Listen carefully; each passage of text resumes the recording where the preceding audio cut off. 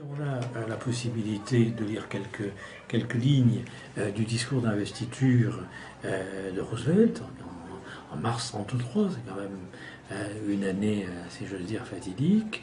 C'est très étonnant parce qu'il fait remarquer que la détresse des Américains ne provient pas d'un manque de substance. C'est pas arrivé comme s'ils avaient été frappés par une invasion de sauterelles, pour aller vite, c'est ce qu'il dit.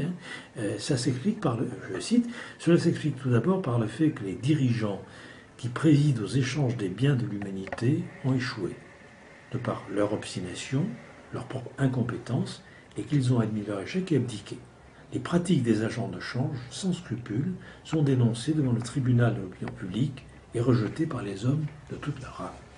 On a vraiment l'impression, n'est-ce pas, d'une répétition.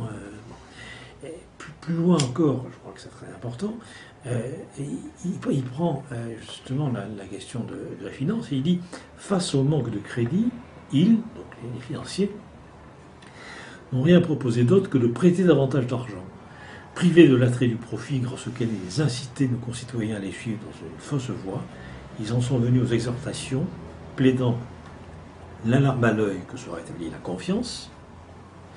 Ils ne connaissent que les lois d'une génération d'égoïstes, ils n'ont aucune vision, or sans une vision, les peuples périssent. On entend Roosevelt dire des choses qu'on pourrait trouver dans la bouche de Mélenchon. On est face à une crise économique majeure, crise financière, crise économique majeure, crise sociale terrible, et c'est pas fini, et une crise éthique. Je veux dire, l'intérêt du discours de Roosevelt, pourquoi j'en souligne quelques passages, c'est parce qu'il montre bien que la financiarisation du monde déjà a mené à l'abîme.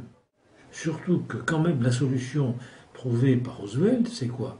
C'est de restaurer la puissance politique dans sa capacité de décider, de convoquer les puissances d'argent, les puissances de l'industrie, et en disant maintenant, vous n'avez plus le choix, vous allez vous mettre au service de la nation.